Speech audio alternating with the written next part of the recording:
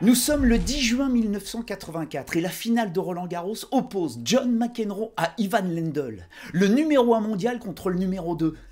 Le sale gosse américain contre le Voldemort tchécoslovaque.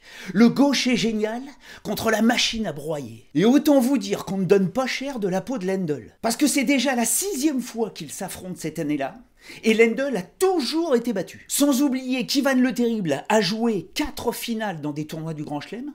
Et qu'il les a toutes perdues. Et surtout parce que McEnroe, qui lui a déjà remporté 2 Wimbledon et 3 US Open, est injouable en 84. 42 matchs, 42 victoires, c'est le roi, le pape du tennis. Et s'il y a bien un gars contre qui il ne veut pas perdre, c'est Lendl. C'est bien simple, il le déteste avec sa tête de dépressif, sa sueur de bois dans la poche de son short et son tennis de laborieux. Et il s'en cache pas, hein. Il claironne à tout va qu'il a plus de talent, lui, dans son petit doigt que Lendl dans tout son corps. Et il le prouve sur le central de Roland-Garros, en moins d'1 heure. L'Américain mène 2-7-0. McEnroe serre le feu. Il monte plus vite que la lumière. Il donne l'impression d'aimanter la balle sur chaque volée. Son toucher de balle titille la perfection sur les services de Lendl. Il s'amuse. Il prend la balle avant le sommet du rebond. C'est une démonstration, une leçon, une correction. Mais Ivan le fossoyeur ne bronche pas rien. Il pipe pas un mot. Il n'a qu'une seule idée en tête. Relancer les services de McEnroe, retourner bon sang, le faire jouer, le fatiguer, lui fissurer la confiance. Et la première lézarde apparaît dans le 5e jeu du 3e set. McEnroe s'offre 4 balles de break à 2 jeux partout, ça sent la fin.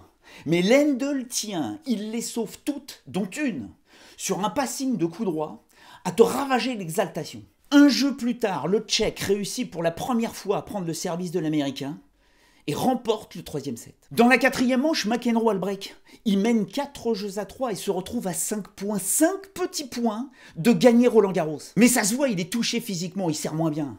Lendl l'empêche de monter dans de bonnes conditions. Il le fait cavaler du fond du court, à droite, à gauche, il l'use. Et pour la première fois depuis le début de la quinzaine, il fait très beau, très chaud, 28 degrés. Et Lendl revient à 2-7 partout. Le public l'acclame.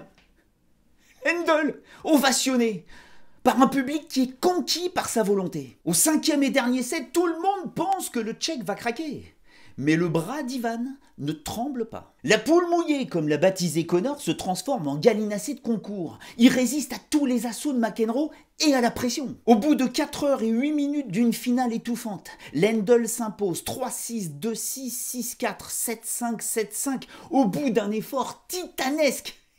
Il est aux anges. McEnroe, lui, se consolera le soir même en fracassant tout le mobilier de sa chambre d'hôtel de rage, puis en prenant sa revanche sur le Tchèque, en l'exécutant au final de l'US Open 2 mois plus tard, avant de terminer en apothéose son année 84 avec le bilan totalement affolant de 82 matchs gagnés sur 85. Mais même encore aujourd'hui, McEnroe le confie, il se réveille parfois la nuit en repensant à cette finale qui reste le pire souvenir de sa vie. Pour Lendl, en revanche, cette victoire a bouleversé sa carrière, il le dit.